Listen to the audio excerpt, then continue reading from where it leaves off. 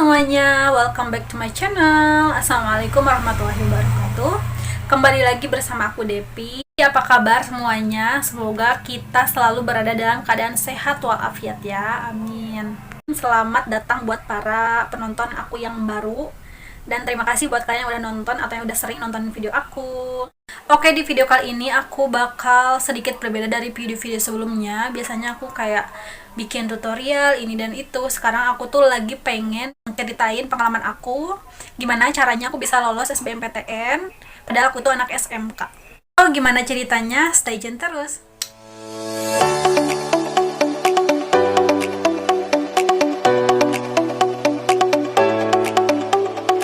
Oke, jadi ceritanya aku tuh dulu kan lulusan dari SMK gitu kan. Nah, kalau SMK itu tuh lebih diarahinnya ke depannya tuh kan kerja gitu. Jadi sekolah itu lebih memperhatikan orang-orang yang buat kerja gitu loh. Bukan berarti nggak merhatiin buat yang kuliah ya, ada juga bagiannya BK. Tapi lebih diperhatiin itu ya buat kerja gitu. Jadi sekolah juga MOU-nya itu sama perusahaan-perusahaan. Kalau sama kampus-kampus itu nggak terlalu gitu loh.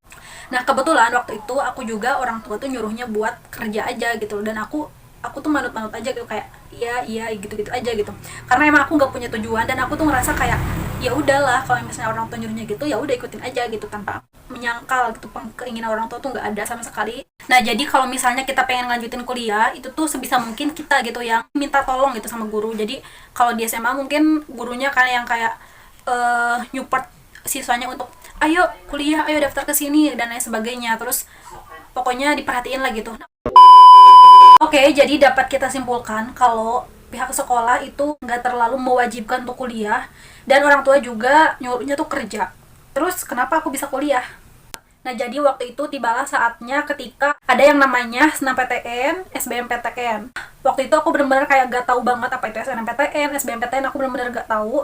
Dan kayak universitas juga aku gak tahu, ada yang universitas, ada institut, pokoknya kayak jenis-jenis kuliah itu aku benar-benar kayak gak tahu. Dan kami juga nggak diedukasi gitu loh, kalau misalnya untuk kuliah kedepannya tuh kayak gimana, atau jenis-jenis perkuliahan kayak gimana aja, itu benar-benar kayak kita nggak tahu. Dan nggak ada pihak BK yang kayak khusus ke kelas terus kayak ngejelasin kayak gitu, nggak ada. Paling juga itu tuh kita tuh itu ada pelatihan kayak buat kerja aja gitu loh. Qadarullah, meskipun aku nggak tahu kuliah itu kayak gimana, pendaftarannya tuh kayak gimana aja, jalur pendaftarannya tuh apa aja, aku benar-benar nggak tahu. Tapi waktu itu guru aku, kebetulan beliau itu guru di jurusan aku, dan beliau juga BK, beliau sangat amat berjasa banget dalam hidup aku gitu. Jadi beliaulah yang kayak ngasih aku sedikit edukasi mengenai kuliah tuh kayak gimana. Dan beliau juga yang nyuruh aku untuk ikutan daftar SBMPTN sama SNMPTN. Pokoknya beliau yang support aku banget. Kata beliau, saya banget kalau misalnya aku nggak kuliah. Kata beliau aku punya potensi untuk ngelanjutin kuliah gitu loh. Jadi ya udah. Jadi semua proses dari awal sampai akhir aku keterima itu benar-benar kayak beliau lah yang ngebimbing aku sampai aku bisa keterima. Ketika SNMPTN, otomatis kita tuh harus memilih beberapa universitas yang kita pengen daftar gitu kemana. Maksimal itu 3 universitas kalau nggak salah. Dan itu yang satu di kota kita, yang satu lagi di luar kota kita gitu. Jadi beliau itu nanya, aku pengennya masuk jurusan apa dan pengen ke univ mana gitu. Nah, karena aku yang bener-bener gak tahu banget, polos banget, pokoknya waktu itu aku bener-bener gak tahu, dan apa sih universitas di Indonesia tuh ada apa aja gitu loh, yang negeri itu mana aja bener-bener kayak gak tahu. Pokoknya waktu itu tuh aku bener-bener kudet banget mengenai universitas, mengenai kuliah. Ditambah aku juga dulu tuh kan tinggalnya di pondok ya, dan emang di pondok tuh gak boleh bawa handphone, jadi aku gak punya handphone, jadi aku gak tahu lah gitu dunia luar tuh kayak gimana gitu loh. Dan bodohnya juga, aku tuh waktu itu nggak nanya sama gurunya gitu. Harusnya kan kita itu nanya-nanya lah gitu kalau misalnya kita emang niat pengen kuliah. Sebenarnya emang aku tuh dari dulu pengen kuliah gitu, cuman aku orangnya pasrah gitu, jadi nggak ada kemauan, nggak ada mencari tahu dan lain sebagainya, tuh bener-bener enggak. Harusnya kita itu datang gitu ke BK atau kemana gitu. Kalau sekarang ya aku mikirnya tuh kayak gitu, kalau dulu emang nggak kepikiran buat minta tolong ke BK, itu nggak ada. Nah, karena aku gak tahu, jadinya aku bilang aja sama ibu, ibu aku terserah ibu aja deh, mau di mana, mau ke jurusan apa aja terserah ibu. Terus ibu itu malah bingung juga kan, ibu juga, ya ibu mana tahu gitu Depi maunya kayak gimana. Terus ibu nanya, Depi mau jadi apa gitu, Depi tertariknya sama apa gitu. Nah, dengan kepolosan aku tanpa pertimbangan, pokoknya asal jeplak aja, waktu itu aku bilang, aku pengen masuk ke kedokteran.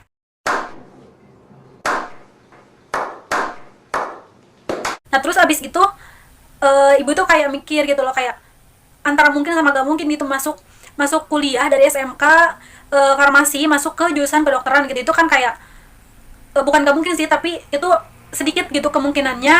Nah ternyata ketika kita itu pengen daftar kuliah, kita tuh gak bisa sembarangan masukin jurusan mana gitu loh. Kayak misalnya kita ini dari SMA, ada IPA, ada IPS gitu. Nah ada beberapa jurusan di IPA yang gak bisa dimasukin sama anak-anak IPS. Apalagi aku yang dari SMK. Aku kan waktu itu dari SMK kefarmasian ya. Jadi aku harus minimal kalau mau kuliah itu yang ada sedikit keterkaitannya lah gitu sama farmasi gitu.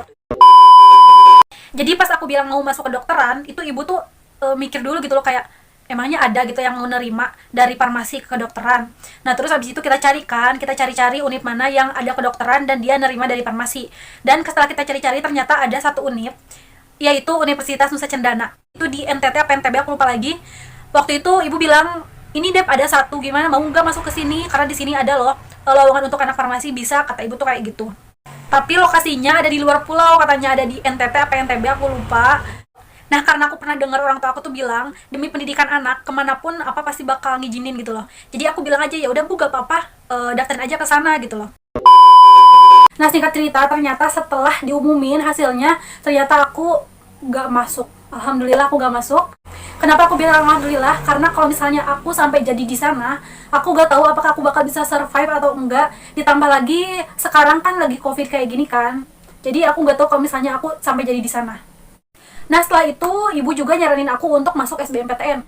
Aku tuh kayak ragu-ragu gitu loh, karena waktu itu, jadi kalau gak salah pas aku daftar itu tuh entah seminggu apa 2 minggu lagi tuh langsung tes SBMPTN-nya gitu loh. Jadi jangka waktunya tuh dikit banget. Aku tuh kayak ngerasa apakah aku bisa gitu loh di dalam jangka waktu yang sesingkat itu, terus aku ikutan SBMPTN gitu. Tapi karena ibu terus-terusan ngedorong aku buat ikut aja, daftar aja gitu. Bahkan sampai beliau tuh ngasih aku ongkos buat pergi ke Bandung, buat aku tes di Bandung. Itu saking aku tuh harus kuliah gitu, harus daftar, harus ikut.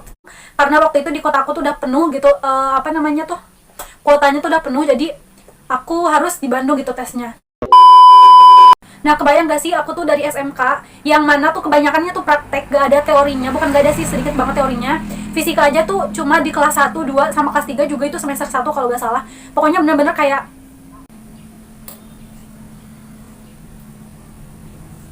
kalau aku harus bilang tuh kayak bener-bener aku gak ada persiapan sama sekali. Apalagi kan kalian tahu kan pasti gimana soal-soal SBMPTN itu.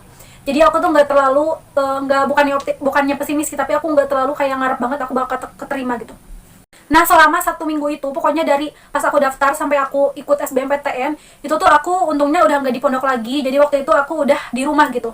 Aku bisa lebih leluasa, aku bisa leluasa untuk belajar. Nah waktu itu untungnya ada orang baik yang ngasih aku soal-soal bekas SBMPTN tahun-tahun yang lalu gitu loh. Jadi aku dikasih soalnya, terus aku pelajari gitu. Bener-bener 1 minggu aku belajar sendiri untuk ngerjain soal. Pokoknya satu hari itu bisa beberapa soal, itu di target aku harus bisa gitu loh. Pas ngeliat soalnya itu kan random ya kan, kita lihat terus abis itu langsung nyari sumber yang emang berkaitan sama soal itu. Pokoknya yang terpenting itu kita pahami dulu konsepnya. Jadi aku tuh kalau misalnya lihat soal itu tuh nggak yang berfokus sama soal itu gitu. Soalnya mungkin seperti itu, terus abis itu aku cari deh di sumbernya. Ini soal tuh ngebahas apa sih? Terus gimana sih konsepnya? Kalau misalnya kita udah tahu konsepnya kayak gimana, kita ketika diberi lagi soal dengan pembahasan yang sama, tapi kan setiap tentu pasti beda-beda ya soalnya, meskipun pembahasannya sama, kita akan bisa mecahin soal itu gitu kalau misalnya kita udah tahu konsepnya. Dan alhamdulillah berkat doa dari orang tua, dari guru, dari teman-teman, dan kerja keras, dan yang terpenting itu adalah qadarullah gitu, aku ternyata bisa lulus dan keterima SBMPTN. Meskipun dalam pelaksanaannya aku nggak yang berharap banyak, aku bakal keterima, nggak sama sekali. Ya udah aku pasrah aja gitu, yang penting aku udah usaha. Karena aku gak mau kalau misalnya aku terlalu berharap dan ternyata kenyataannya itu gak sesuai sama harapan aku, terus nantinya aku bakal down dan aku akan sedih yang berkepanjangan gitu. Aku gak mau sampai kayak gitu. Jadi ya udah aku jalanin aja gitu. Oh iya, ada yang kelewat. Jadi pas SBMPTN itu aku ngambil 3 jurusan, yaitu biologi, matematika, sama fisika. Dan dari ketiga ini aku keterimanya di fisika. Nah, kenapa sih aku bisa ngambil 3 jurusan itu? Padahal aku dari farmasi. Yang pertama itu adalah jurusan biologi. Jadi waktu itu teman aku ada yang keterima jalur undangan ke jurusan biologi. Jadi guru aku tuh nyaranin dan berharap, Dep, teman kamu aja keterima, siapa tahu kamu juga keterima, kayak gitu.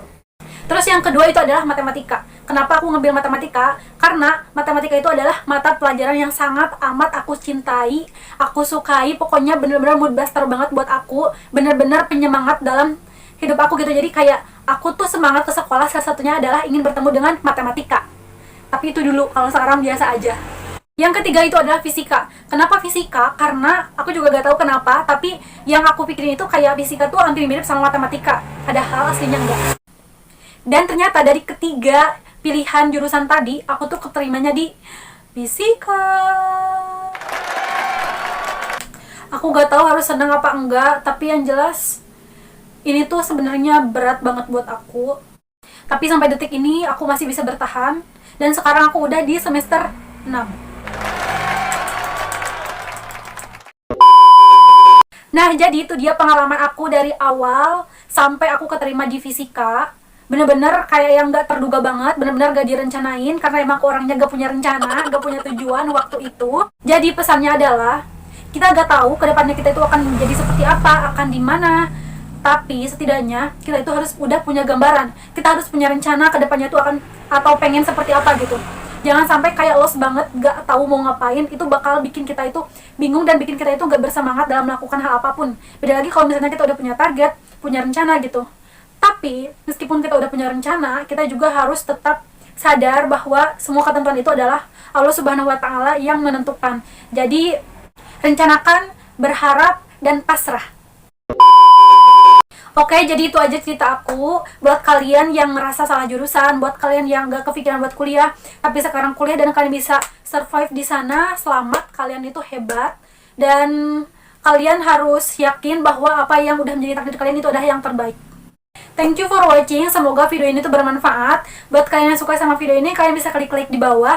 Dan kalau menurut kalian video ini tuh bermanfaat, kalian bisa share ke seluruh media sosial yang kalian miliki. Dan jangan lupa buat kalian yang belum subscribe channel ini, kalian subscribe dulu. Terima kasih. Wassalamualaikum warahmatullahi wabarakatuh.